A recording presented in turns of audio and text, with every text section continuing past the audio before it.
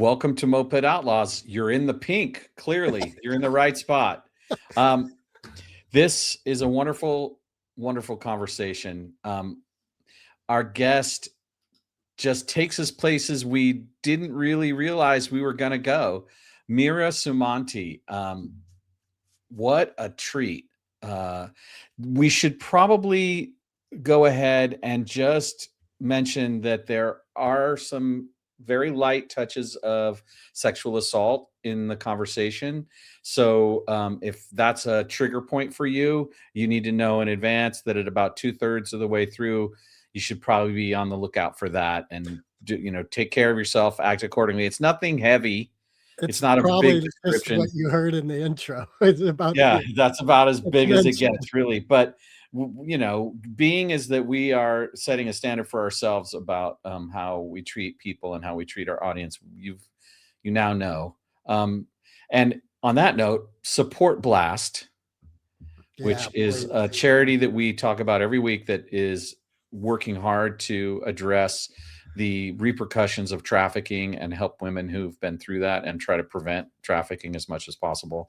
Support Compton Cowboys, who are a group of cowboys in Compton who are teaching cowboy ways to people who want to learn that stuff, which is a really powerful way of being. And I just got to say, Greg, I loved you in this conversation. There were some really great questions from Greg in this conversation. Anything you want to add before we turn this over to Mira? Just that I love you, Mark. Happy belated birthday. Maybe you all should reach out to Mark at the host at mopedoutlaws.com. Wish him a happy birthday. He's old.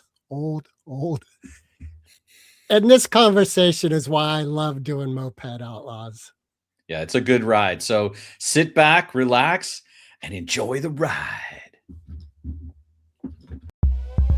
Zes, hallo? Blijven. Stuur zeker wegen dem. Joh je iets niet, joh. Sitaki Ubenza, Anika City. Two outlaws on the lam, taking the back roads through America. You can't drink enough coffee for this show. And now it's time for Monday Madness with the Moped Outlaws, Greg and Mark.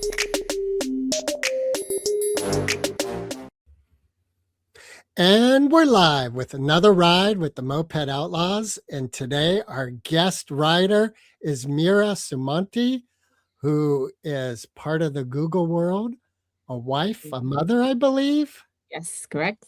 And the author of Swipe Therapy. Yes. Welcome. Hi, Greg. Hi, Mark. Thank you for having me here. It's great to have you here. We've been looking forward to this conversation for a while. Yeah, me too.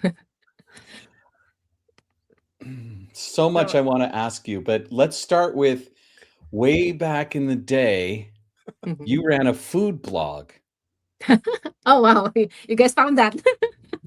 And you were as I understand it, you were the auntie of Instagram food pictures. You started it all. This was a long time ago. I think I remember because I started my career in digital marketing, I think in the early era of Tumblr, social media. I think I used to work for Adidas, the sports company, back when I was 20. That was my first job. Social media started, I basically worked on a brand that got 1 million, the first brand that got 1 million followers on Facebook, like a long time ago. Tumblr was like the new cool thing. And then I made a food blog called Zero Cooking. It was just capturing every single food that I eat. And I remember going to South by Southwest, and instead of going for the big meetup, I was looking for the Tumblr meetup because I want to show people hey, I have this food blog on Tumblr. But this was super early days when Tumblr was super fun, a lot of interesting, just fun, creative visual inspiration on Tumblr. So yeah, I think in the digital space, I've been around until now. I'm at Google. I think that's kind of why I always the mix of tech and human connection, because it's two world. That's kind of basically the intersection of my world now. Also with my book Swipe Therapy, it's It is a story about my memoir, but it's in the context of the world of dating apps. So, the dating algorithm that's basically changing how, I guess, people these days meet and connect. So has writing been kind of a thing that you've done a lot all your life? Was it just kind of come naturally to you, or did you reach a point where you're like, I want to write? So I realized that I've always been like a journaling person. Like I think I've been journaling a lot since I was like really, really young. I remember recently going back to my mom's house and finding all my old like journals from high school where I write about my boyfriend at the time. I mean, obviously, if I read that, I laugh about it because it's like imagine a 15-year-old trying to write about love and like what did I know back then? But I guess that's one thing that's been consistent. Like I love journaling, just putting a lot of my feelings out there to make sense of it, and I guess part of my work because I lead brand and creative and social for Google in Southeast Asia now. So part of my job is I review scripts. I review like writings, I guess, from our agencies for advertising and everything. So it is part of like my day to day as well. And so the book actually started from, I would say, all my journals that I collect during that time when I was, brokenhearted, having a heartbreak after like my canceled wedding, and that kind of like started the book. Well, maybe those journals could become graphic novels someday. True. I think I felt like this because there's some of them are like some journals, some I doodle, and I think a lot of people like, doodle just to kind of, I think doodling like without thinking is like a great way to let like emotions out, right? And I think there's a lot of um history in that. Sometimes like there's a reason why people draw a certain way, and I think there's definitely some doodles that I found in my journals that maybe could become an exhibition one day, like a nice art exhibition. Is that painting behind you yours? No, these are all actually these two are Indonesian artists. I actually love supporting young Indonesian artists because, and I think Indonesia is not, it's a country where people don't know much about Indonesia. I feel like people know it's just the most majority Muslim people, but they don't. There's not much art or let's say sports coming out of Indonesia. So I just love to support, whenever there's a great Indonesian artist that comes out. So I just noticed that Google launched these transparent billboards in Indonesia. Mm-hmm. And Yes. I'm wondering, did they choose Indonesia to test this tech, or was it launched in other countries as well? So that was actually my project. The one that you mentioned. Yes, it was my team and our agency did that. It was at the back of the launch of our latest AI video generation model, VO3, last year. So when that technology launches in the region, Indonesia is a big focus for Google in the region where we test a lot of new products as well. So we wanted to find new ways of one pushing the boundaries of this technology and then showing other people like how it can be used. So us as the maker of this AI tech, we need to kind of push the boundaries of it. And Indonesia is our big market, so I found like cutting edge AI creators to work with, and then see how we can like test it in new ways of doing billboards, new purely using video generation with AI. And so everything was just like prompt based. There was no like CGI or anything. And it was quite a challenge, but it was a good fun.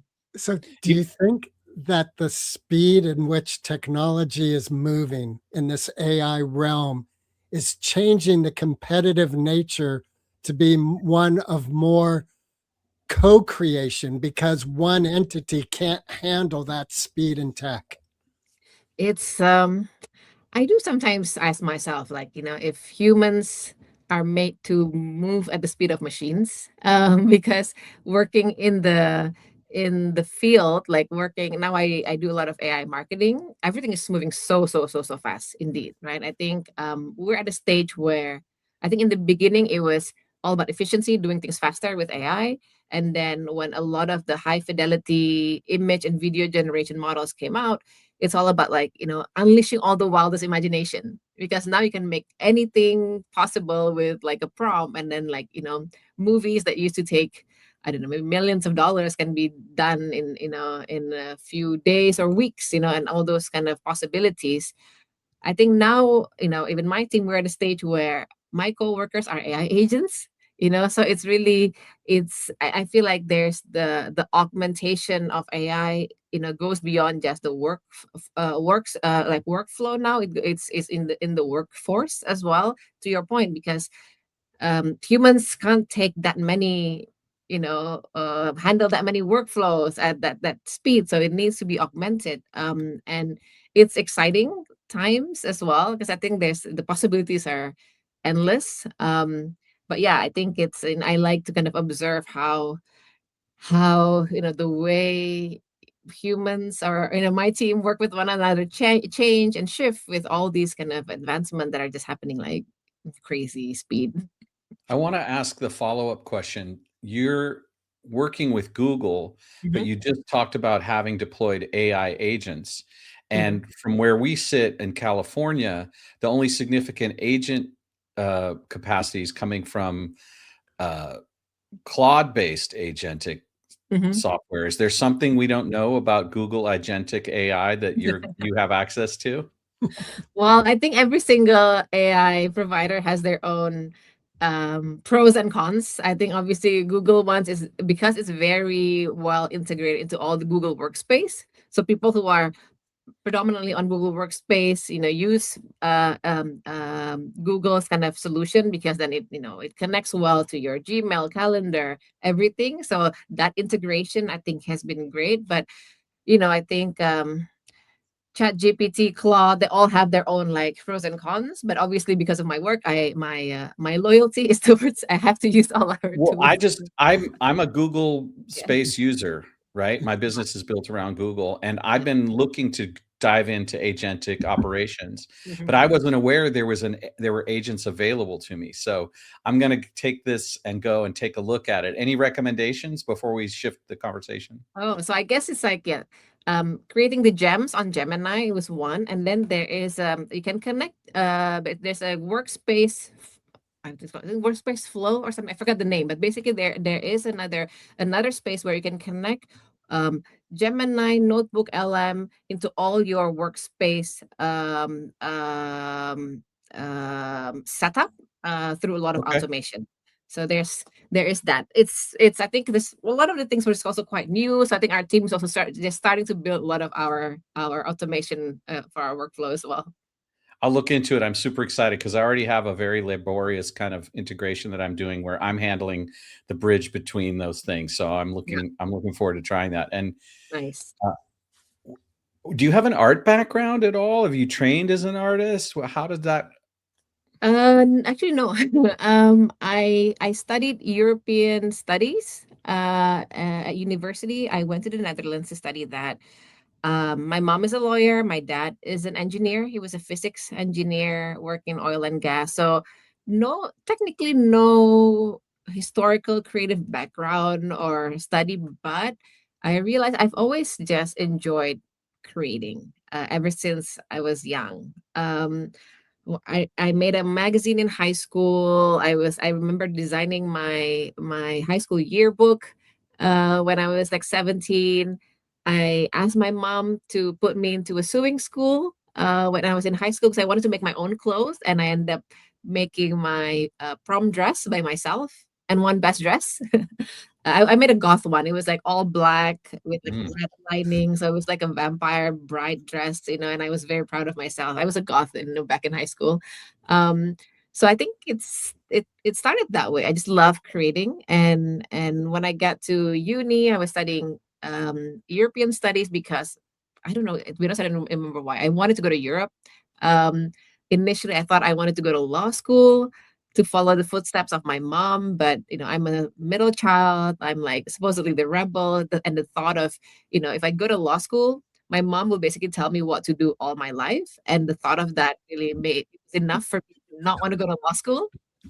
So I want to study like in social or humanities. I went to European studies, went to the Netherlands, and then stayed there for 9 years, and that was like a very formative years of my life, I guess, being in the Netherlands. What a difference between Singapore culture and Mhm. Amsterdam culture or Netherlands Yeah. culture, right? Yeah. There's something about Singapore. I haven't been there and I haven't studied the culture, but my awareness of it is that there's a lot of structure, and within that structure, that leads to more freedom. Do you think that's accurate in the way I think about it, or am I missing Mhm. something? So I would, because let's say I'm starting between maybe three cultures, right? So let's say I was born in Indonesia, because that's where I'm from.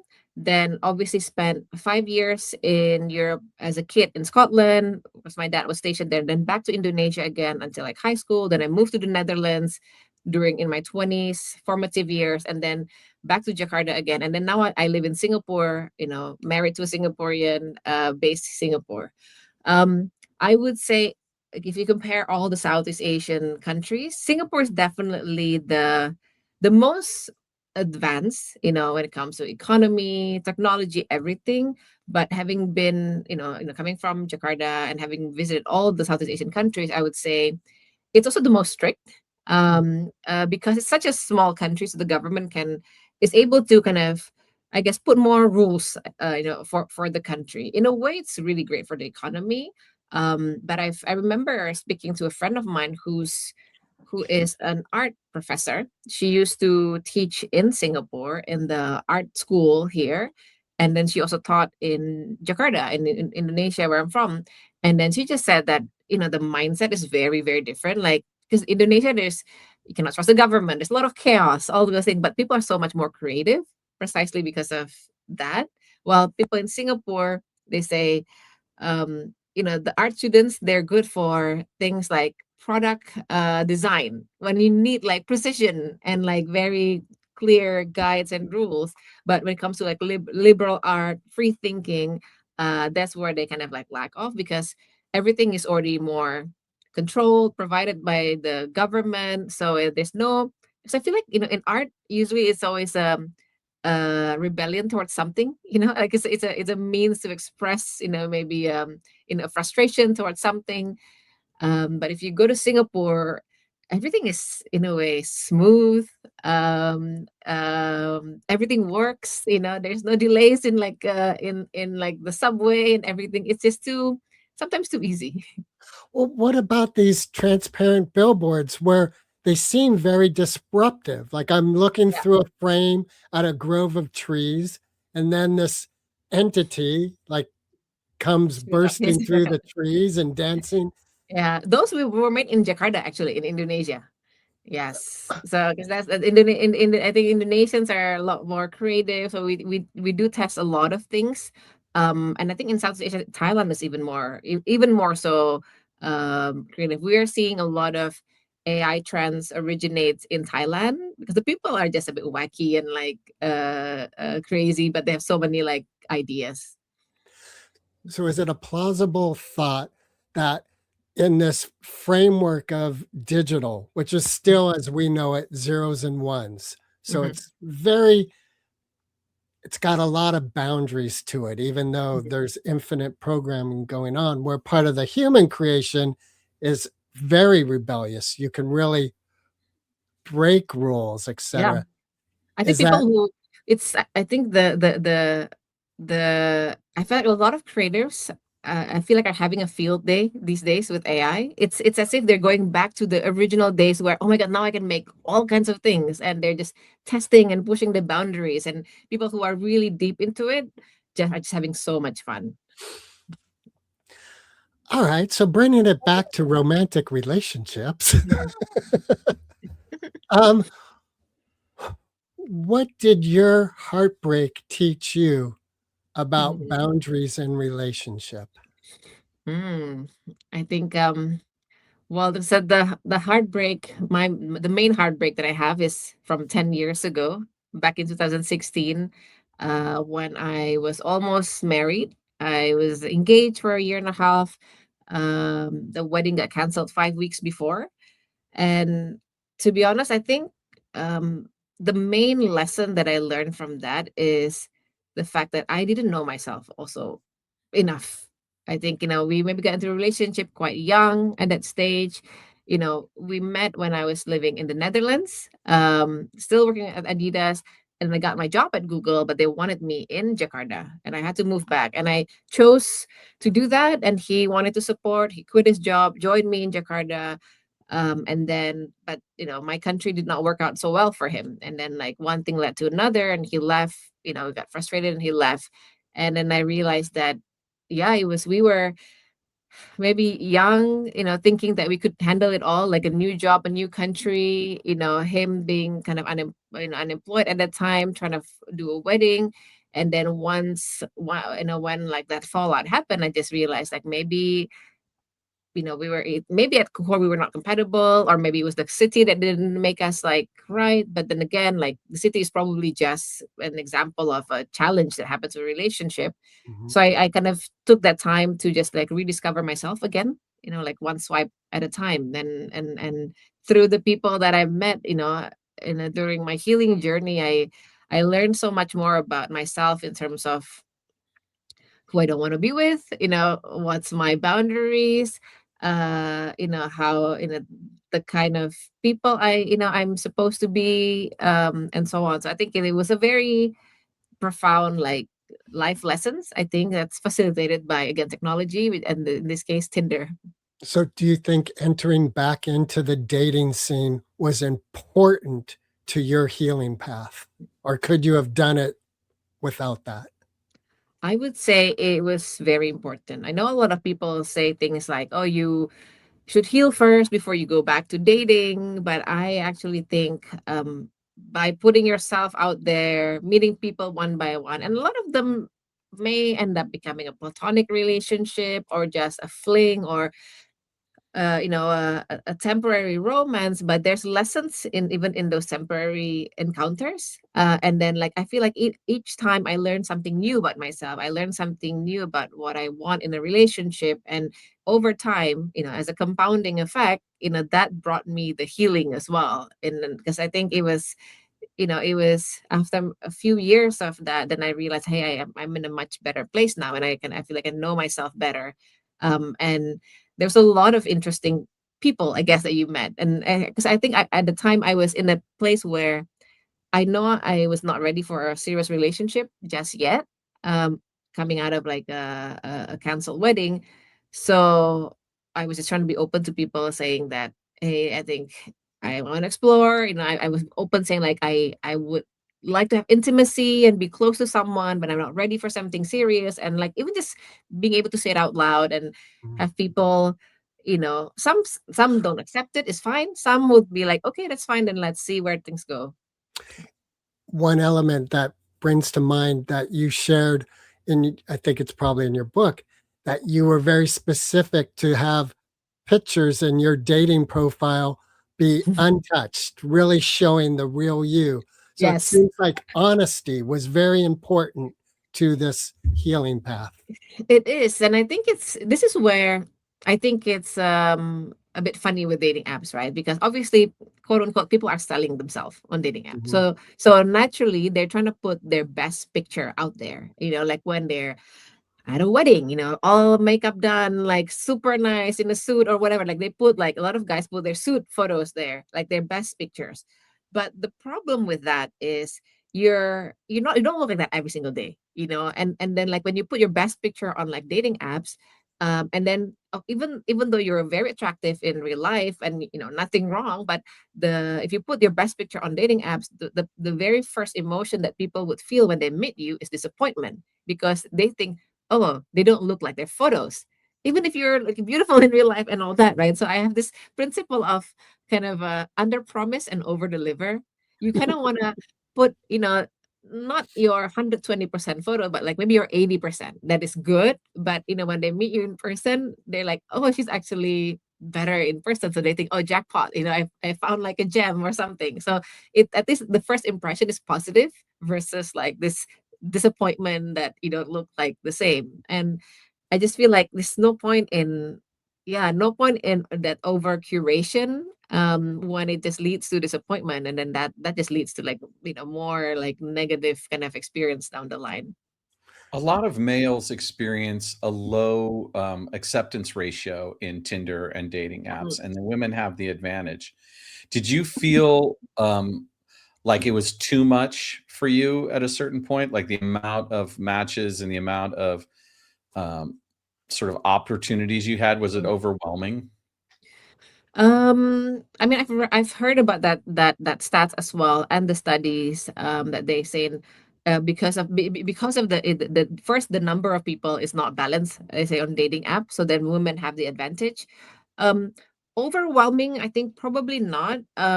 There is definitely moments where I think that's the reason why I like to. There's always people I feel like on dating apps, right, that can meet. But then it's I feel like sifting through like the people that you can truly connect that's what's hard.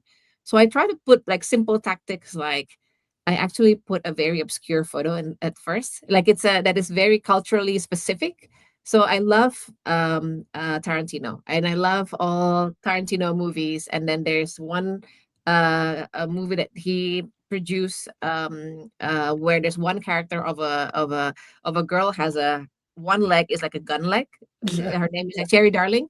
I forgot the movie. It's Planet Terror. Yes, yeah, Planet yeah. is a Planet Terror. And then I've dressed as Cherry Darling once for Halloween. So I have a photo of me with like a with one of my leg look like it doesn't exist, and then it's like a gun leg. So I put that photo first. And the reason for that is, okay, twofold. People who don't have any cultural references will be like, okay, this chick is crazy, swipe left. And actually, I want that. It's okay, because I wanted to like culturally filter people out in a way with something that is a little bit maybe shocking.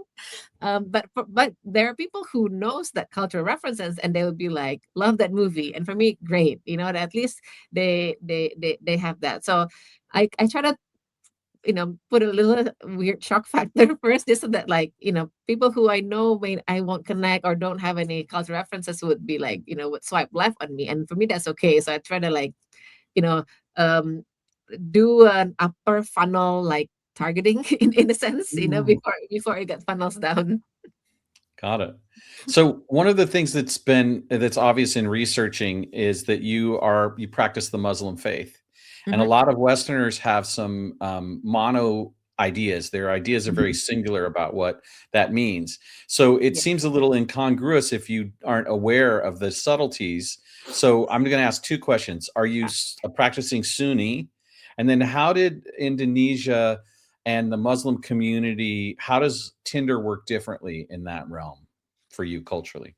Yeah, so yes, I am a Muslim. Um so okay, when you ask me whether I'm a practicing Sunni, even I forget like the differences between the various kind of like focus. Because Indonesia is quite big, right? We're 280 million people. I think now we're about 80% majority Muslims. Because of that, there's like a full range of types of Muslims and levels of beliefs and practice. So I would call myself a rather moderate Muslim. My whole family practice. My sister wears the hijab. My mom doesn't. So even within my family, we have different levels of like belief. Um, I drink. Had sex before marriage, but I'm a believer. When it's Ramadan season, I usually practice. Not this Ramadan because I was recovering from a lung illness. And then occasionally I'll go to the mosque and pray, and then if there are moments that I really feel like I needed like a bit of spiritual peace, I would pray. I would pray at home or like go to the mosque. And I married my husband. He's Christian, so we are in an interfaith kind of a family. But we teach both religion to our kid. So I take him to the mosque, and then we take him to church as well. So we try to like keep kind of that balance. Um, so yeah, I think that's kind of the level that I'm at. And Indonesia is an interesting country because it's a country where indeed, if you go, you will find people wearing hijab, going to the bar, getting a beer, and no one would bat an eye. Because it's just people just believe like you practice. The way you practice is kind of your own personal choice. So of course, there's the extremists that probably we hear in the news, but there's actually a lot of very, you say, moderate, more liberal types of Muslim too that I think don't get, like featured, or don't get, people don't really think about. One of the keys that, from my limited understanding, is that there's a deep value system that is about love and protection of family and the idea of community being sacred Mhm. in many parallel ways to other sort of religious practices. And so I'm sort of feeling sad about the Western vision of what Mhm. Muslim people are, because it's so one-sided, really. And having met some folks in my life that are much more loving and have a more like open practice in that sense Mhm. of humanity, it's really interesting to see this point of view of like, you have this deep connection to your family and you have married a husband who's Christian, but yet you have this relationship with Muhammad in Mhm. your spiritual realm. And you also, it's been published that some of what you did in terms of your Tinder life was Mhm. pretty edgy, right? Mhm. And Mhm. it's such an interesting combination of things. What did you find in your journey as you were learning about yourself, about power dynamics in male female relationships? Yeah, it's this is important because I think there is um a lot of people have a view on Islam, of being, a religion that, oppress women, right? Or let's say, women does not have a say and all that. But the thing is, sometimes, even like among other Muslims, I like to chat about this. There's a differentiation between the core um, religion, or the core teachings of Islam, and what we call, Middle Eastern, or like Arab culture. Because at some point, because the center of Islam somehow becomes, in Arab, then there's a lot of maybe cultural and part that are actually coming from that culture that gets into kind of like Islam as a whole. So there's that kind of that happen. Um, but I think Islam teaches like a lot of really, really like strong family values. I think there's a saying that, for instance, that heaven is under the mother's feet. And that's to say that the importance of, respecting the women, and really, and especially as a child, like you need to respect your elders, but especially your mother, because of, like she gave birth to you, and all that. So there's that. And I guess I'm quite lucky. I was raised with parents that are also quite open, in a sense that, my mom, she practiced, she prays 5 times a day, she heavily practiced, but again, she's also very open, and in her way of thinking. Like, so when my sister decided to wear the hijab, right before she got married, she told us, and she told my mom, and then my mom asked, like, why do you want to wear the hijab? And she said, oh, I want to be closer to God. And my mom, simply, her being a very pragmatic lawyer, she said, like, if you want to be closer to God, then you just pray. Like, you don't necessarily, like what you wear should not like really, affect like your beliefs and your connection to, to God, and all that. So, and my dad has always been also very pragmatic. I remember, in Islam, for instance, there's a saying where, yeah, because dogs are not halal, right? So they say, okay, if you got licked by a dog, for instance, some of the teaching says like you're supposed to kind of like wash that body part 7 times with soil. There's a saying of that. And then my dad, one time, he got home, and he said like, oh, a dog followed me, he licked me, and I told him, oh, you need to wash your hand with soil. And he was like, no, they said that back in the days because they don't have soap back then. So there's something, now, like you just like clean yourself, and it's all fine. So I think he's always in the believer that obviously like religious teachings and scriptures were made to fulfill the needs of that time, but doesn't mean it should not evolve. There's adaptations and all that, and I kind of believe it that way too. And me and my husband, we'd like to get into this discussion because precisely before we get married, we thought like, hey, this cannot happen, different religion. But we actually ended up going into our faith and our belief even one by one in more detail. And then we realized that, okay, except for the belief on what happens to Christ and who Muhammad is, literally every single thing before that, it's the same. It's like every single, like, both Christians and Muslims believe in every single prophet, in every single past books are the same. I know it just, there is a little like juncture that happened probably in history with Christ and Muhammad, and that's all the difference. The rest is the same. So we always say like, why are people fighting over the differences when there's like 85% similarities? Yeah. Yeah, that's kind I of like agree. how we see things. Yeah, that's beautiful. Greg and I are both students of this idea of the world is on a journey of healing, each Mhm. individual and then collectively. And Mhm. this is the result of a book we read together called A Course in Miracles, which is Mm, Christian centric and mm, has at its sort of core belief that a return of Christ occurred and it became something in the written word. mm, So it's interesting because we're not practicing Christians. In fact, mhm, Greg's Jewish, mhm. Well, right?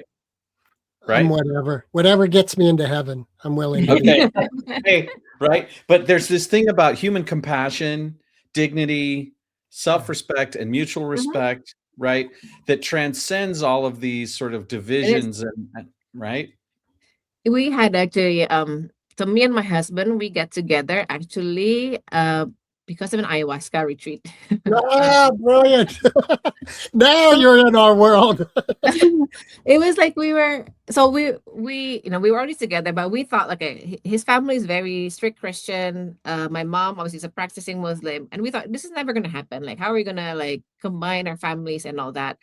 And then we were not officially together yet. We were like kind of dating and like travel buddies. And then we went on an ayahuasca retreat in Spain.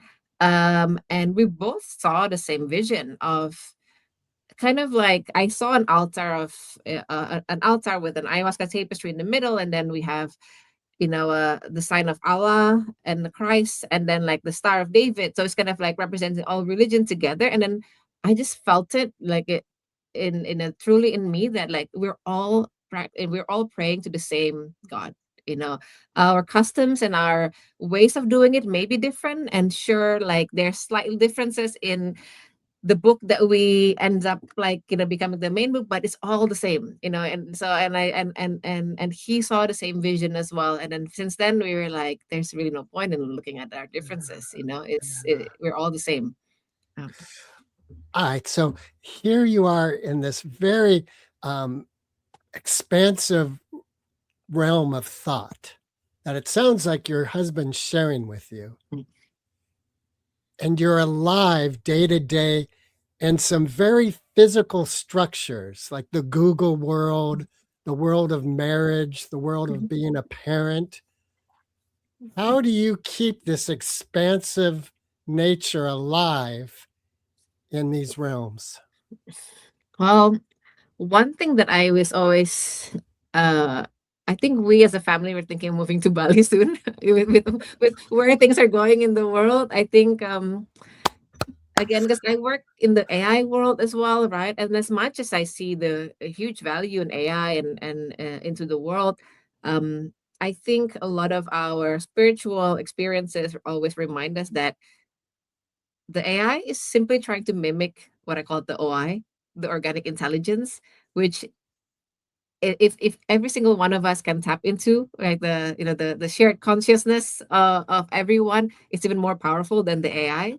And I think in a world where people are, there's going to be so much influence through AI, some government may have control of it and all those things. I really feel like, cultivating that OI, our organic intelligence, our gut feeling, our nature, I think is so important. And I try my best to be close to nature. I think that's kind of one of the simple ways that I try to do. I think I try to pray every night.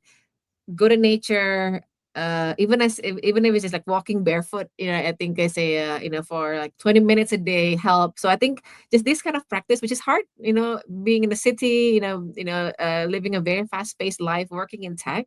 So it's not easy, but yeah, it's kind of like, I'd say, they say like work hard, play hard. I also say like rest hard as well, so because you need to like have deep reset, continuously. And yeah, I know every time we try to go to Bali every month, feels a bit woo woo, but we try to do like, the deep sound healing and all those kinds of spiritual reset as well that can help kind of calm the mind. This is lovely. It's OI is so important, and it's not the first time I've heard this. Yeah, And I think the AI is just trying to mimic the OI, but and that's where the true source is. and so much attention being placed on AI and the evolution of business and culture is actually going to bring into greater relief and contrast the OI. And so I think there's going to be this boomerang effect, Mhm, right? Of how important it is to have organic relationships and to have organic workers that you work with mhm, and those sorts of mhm. things. And I totally get why Bali would be the next level for you guys. Um, I want to understand a little bit about whether there's another book in you.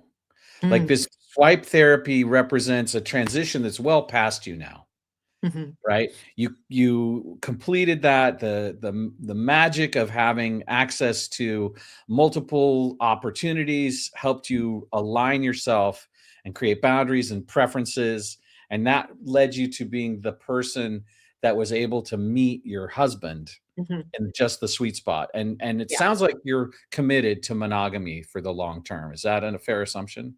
Yes. Right. Yes. So To be honest, when I was younger, I thought about like, oh, marriage will always be open eventually one day. And because I thought like, I don't know whether I can commit to one person all my life. But that was again when I was younger. And then now being married and having a kid and everything, I was like, oh my, I don't even have time for anyone else. And then like it's then you start thinking about in the sense of energy, because like if you when you bring in someone else, there's an energy that seeps into like your family life and everything, and you don't know how that person is and all that, and protecting that is not easy. So I think I know there are people who can do, ethical non-monogamous relationship, and but I think it's hard work, so it's when you have to put on energy, might as well, like, for me it feels like currently our state is good. So my question was leading up to, do you have any hints or the dawn coming over the horizon of another book in your life? Yes, there's a few ideas that I have. I think there's actually three that I've been like trying to think about, right?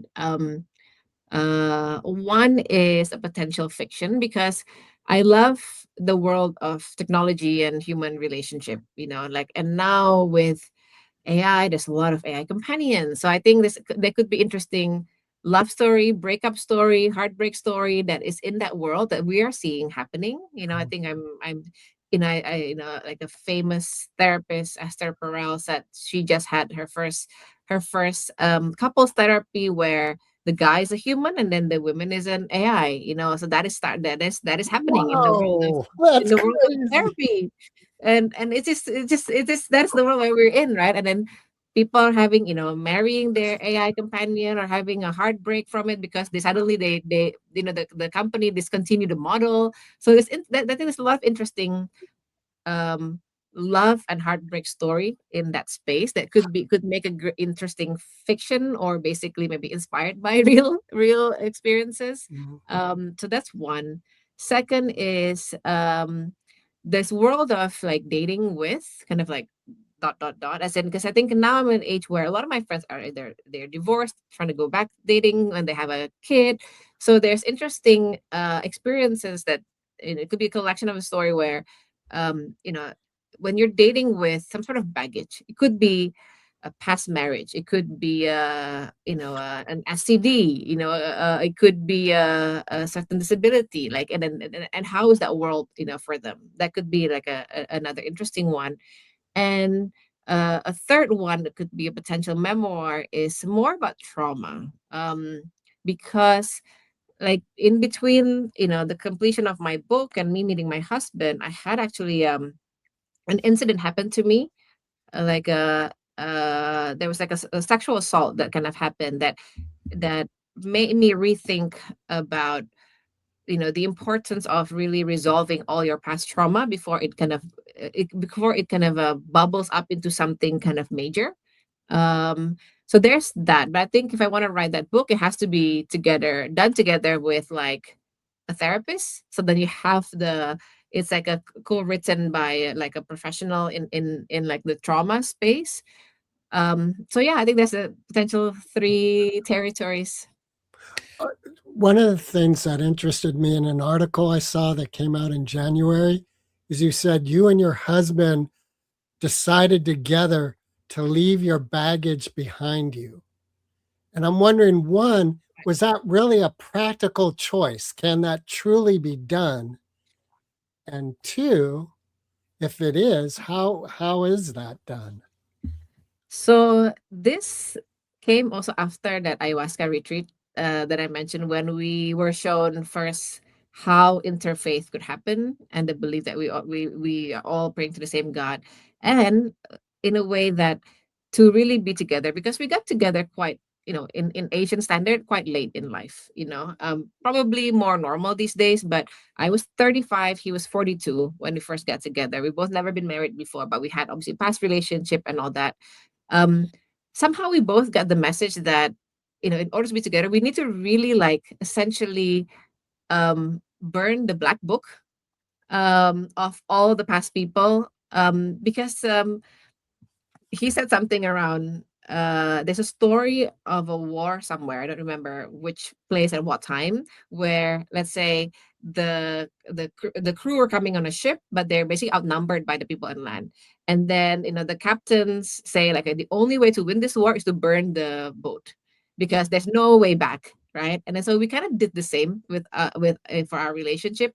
We literally I used to have an Excel sheet, a Google sheet of, in a way, everyone that I've kind of like been with, and people who are featured in the book and others, and details of like who they are, and we'll have contacts either on LinkedIn, Instagram, Facebook, wherever.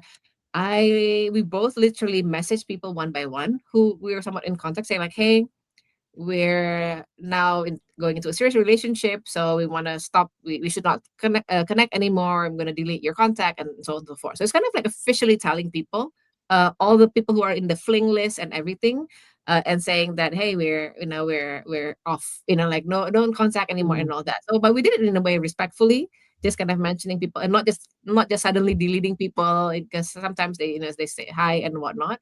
So we both did that. It took a 2-3 months period, like one by one, going through everything, making sure like there's no past contact in anywhere, because it's kind of what we think. We don't want it to be in a place where, hey, if we're not in a good place, and then like it's very easy to just like reach out to someone, and then that that energy comes back, and then that and instead of putting the energy into like fixing whatever troubles we may have. So it was a clean slate for a relationship. Yeah. It sounds too, there's a term that I love that Mark and I think Mark, you've used it before too, of staying at the table. So Mm. no matter what's going on, leaving the table is not It's one not of an the option. choices. Yeah. Because I feel like, thinking about, and we both are experiencing this, right? Because we got married later in life. Like dating life sounds fun, but it's also a lot of hard work. It's a lot of time you need to put into swiping, meeting people, putting yourself out there, reintroducing yourself. So we said that we know if we both of us gone through it. So if we have a problem, we have a choice. Do we want to put the energy in finding someone else, or do we want to put energy in fixing what we have? And it's both take energy. My littlest sister once told me, I was asking when my marriage fell apart, asked her about hers. She said she has always in her marriage made the choice that was best for the family. Mm. And later on, as I ruminated on that, like a year later, I realized that things had come up in her life that seemed very um, shiny, like a great thing. But she realized it was just for her. It would Mm. either be bad for the family or have no value to the family. Yeah. You mentioned Esther Perel, and one of the wonderful things I've found in reading her work and listening to various podcasts with her is the recognition that more and more the idea of female desire being cultivated in a proper way. Mm. And I think that a lot of men, particularly in the West where we live and in other cultures as well, are mystified and don't really understand exactly how that comes about. So what is your experience with your swipe therapy and then in marriage? What is that teaching you about how women can support men in helping them discover how to continue to create variety and novelty and the kinds of things that keep a relationship going? Yeah, it's one thing that I like, a big moment I think in writing my book and kind of my swipe therapy journey is a moment where I end up at this like Tokyo bondage bar. It was initially not planned going there. Like an ex colleague who I thought was single took me there, and you know I was at a point where I was like really lonely, and I wanted to kind of have some connection. I thought he was single. Things kind of developed, but it was an interesting experience because it was kind of this moment when I realized the power of female like sexuality. Um, so I went to this bondage bars, like a kind of maybe like 8-10 seater, narrow, red lit, bar in Tokyo. Tarantino goes there because the one of the ladies told me, and I was like so shocked and like so amazed by that fact. So there's like 5 or 6 Japanese ladies, like they all look amazing, all decked out in their like BDSM gear. But if I always think about like this kind of places, if this were to be in like in Jakarta, I think these ladies would be, I don't know, maybe like sex workers, like hired by whoever owns the place and all that. But I felt like at this place in Tokyo, all the guys came there to like worship them. And the rules were very clear. Like you cannot touch. You're not supposed to talk to other people out of your group. So even if there's a drunken Japanese guy trying to talk to me, the ladies would like come up with their whip and then kind of like tell that guy to like stop. You cannot. So they were like in control. And then that's when I realized like, oh my god, like just women, just by being women and like just owning their sexuality has so much power. And this is where I think about even today's world. If I think about like all the Epstein files and everything, like the problem is like it's like I'm sorry to say, but like guys cannot keep their dicks, and that is that is the root of a lot of problem. And women has these kind of power if they know how to like I guess embrace it in a way and cultivate it.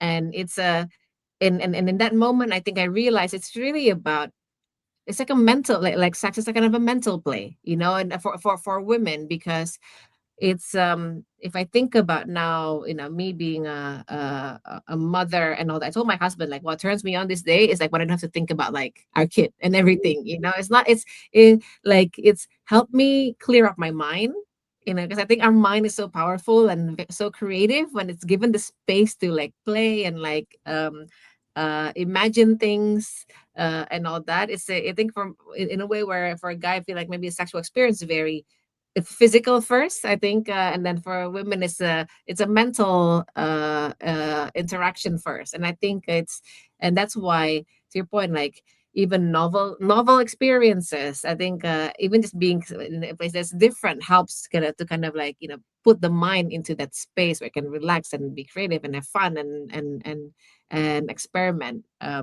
sexually as well. Yeah, I agree, and I think that the key thing is that impulse control for men has a different flavor than for women. Women's Yeah. level of impulse control might be more biologically supported by estrogen Mhm. than in testosterone has a tendency towards less impulse control. And we're seeing that being leveraged in social media and in Mhm. media in general and purchase relationships. I mean, part of marketing is all about stimulating Yes, autonomic exactly. responses, This is sex cells on all kinds of things. Yeah. right? And Mhm. so if you have the discernment as a man and the impulse control, then you can hold the energy long enough Mhm. for there to be a kind of magnetic, electric kind of energetic buildup.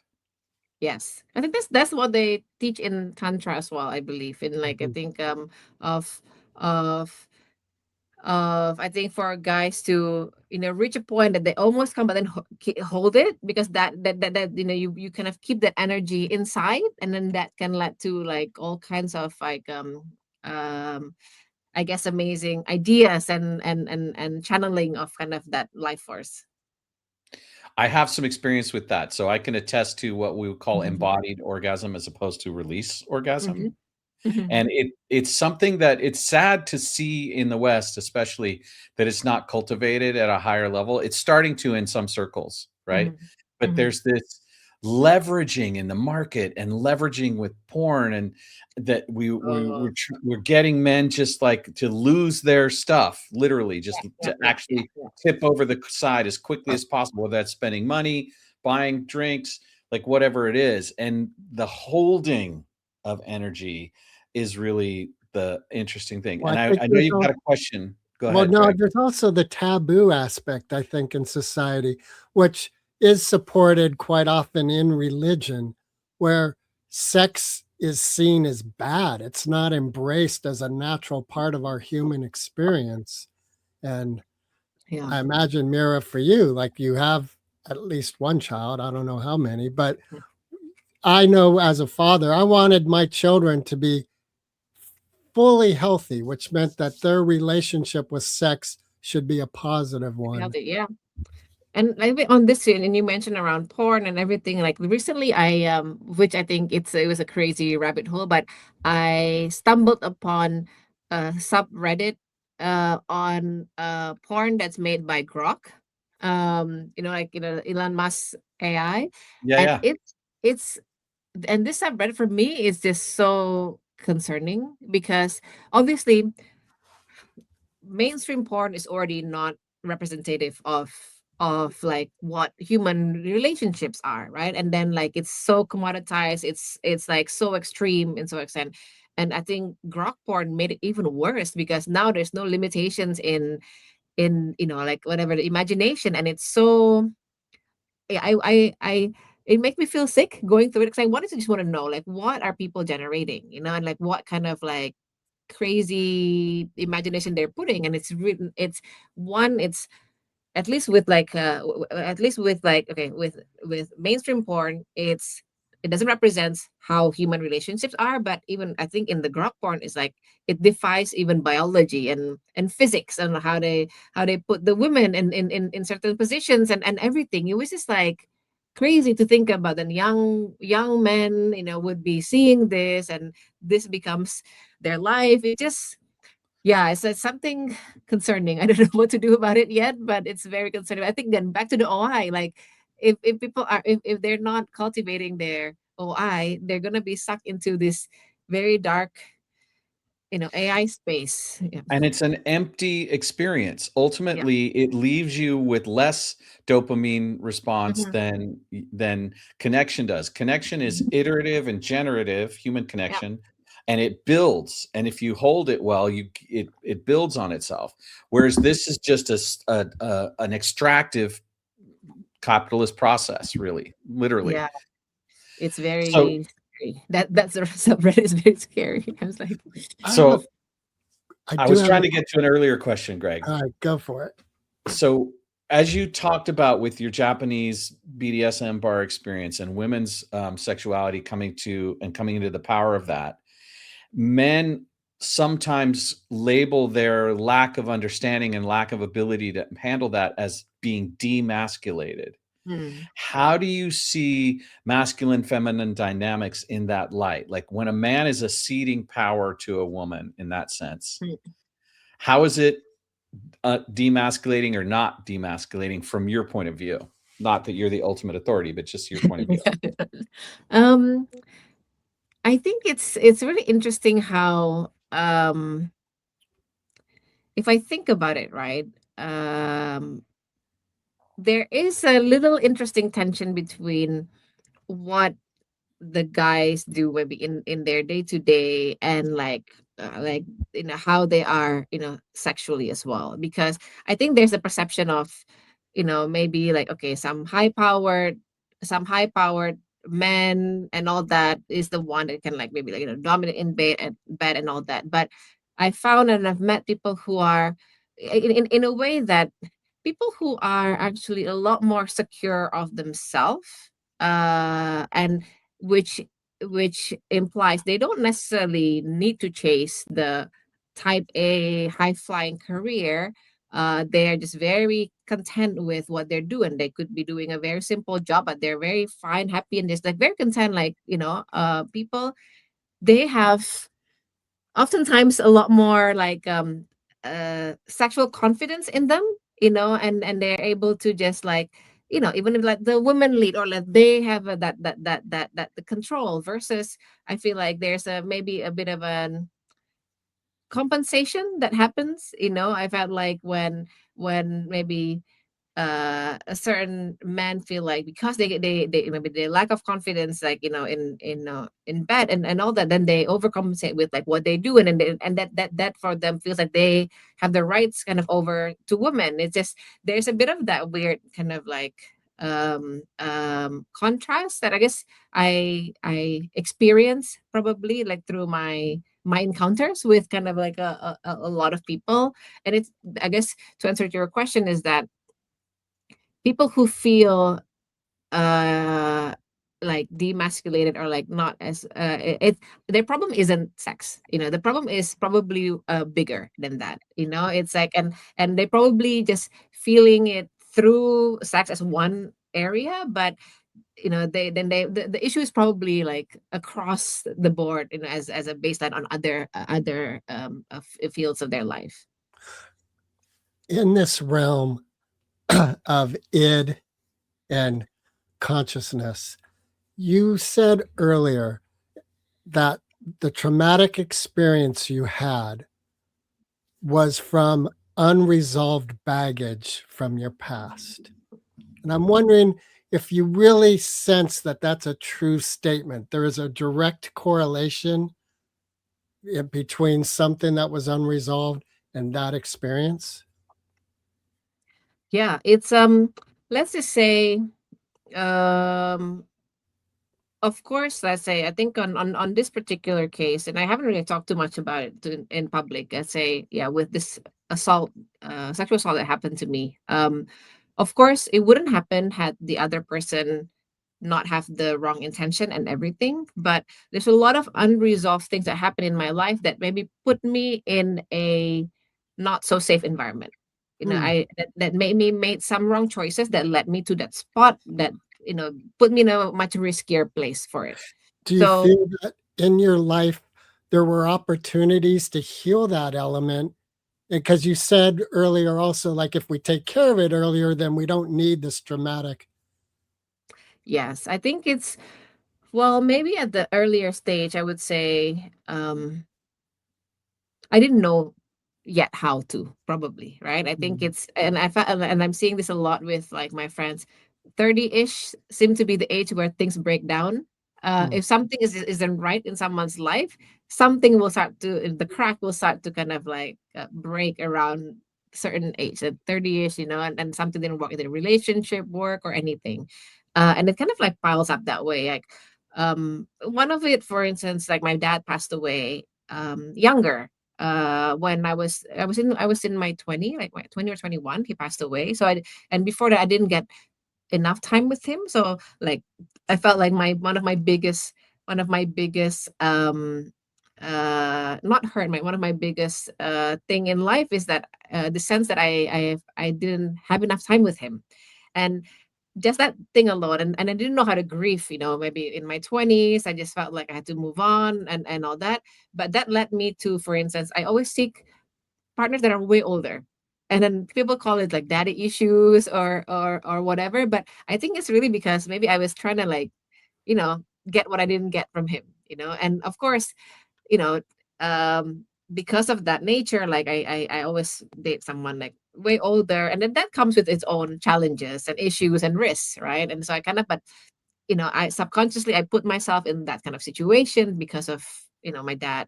um you know the canceled wedding, obviously made me single for a few years. I was very lonely, and the problem is like COVID happened. When COVID happened, obviously loneliness got amplified. Then and you just want to meet people, and you usually am very good at like really being thorough in terms of checking people, safety, da da da. But when COVID hit, I was like, I just want to meet someone, like I just need a break from like being alone, and there are things that just that happens that maybe made your judgment less better, but and then put you in a position that is a bit more risky, than what you would usually be in. So that's why it's a bit of a tricky one, because it's not saying that I am to blame for what happened, but it's just saying that some of the things that happen to us may put us in a more disadvantaged situation subconsciously, without us kind of realizing. And I think being aware of that then can help us at least be in the path of healing and figure out like, okay, why did I make this choice and instead of that choice and all that. Yeah. When we become aware that we are co-creating this reality together in real time all the time, it Mhm. gives us an opportunity to recognize how we contributed to an outcome that was less than favorable, Yep. so that we can at least heal that part of us. We may Yes. not be able to do anything about the way that played out with the other person, but we can become aware of the part that helped co-create that. And that's not victim blaming. That's just the recognition of the human condition. Exactly. Accepting responsibility for ourselves and who we are. Yep. Exactly. When we started the call, we made it clear that we wanted to keep a relatively tight time schedule in deference to you. And so we've reached a point now where we have to honor that. But I just wanted to ask you, what, besides perhaps moving to Bali, what are you hoping for in terms of your career, and then as in your OI life? What are you looking forward to next? So I think I I want to continue being in the space where, can help bridge kind of maybe healthy connections between technology and, human relationship. Because I think that will be very important as we go into this kind of, we are in this AI world. So as of now, I, staying at Google, I think it has been great. I'm like in the middle of, like great fast moving development. We are thinking about a second kid. We're just trying to figure out like when is the best suitable time for that. And then yeah, I think that move to Bali definitely is in the horizon. We don't know yet when, but we're definitely called to do that. Wow. And then yeah, I think it's, as I mentioned, potentially another book. I think writing in this space, I think has been really great because it's it just helps connect people to kind of and see how they they can relate to it. They can like reflect on kind of their own past experience, and then see how technology shapes again human relationship. All right, so we will definitely connect to your website in our posts and everything, but you can check out Mira at swipetherapybook.com. Yes. And we do have a traditional question that we Mhm. end all our rides with.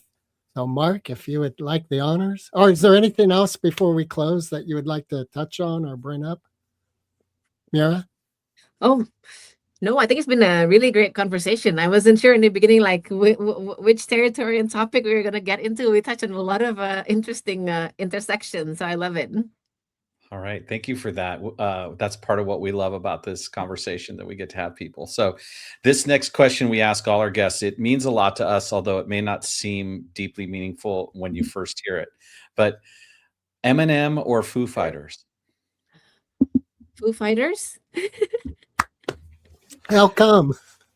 I was in a band, so I'm more into like rock band than rappers. All right. All right. Mira, thank you very, very much for your time and wish you and your family all the best. Thank you so much. Thank you, Mark and Greg. Recording stopped.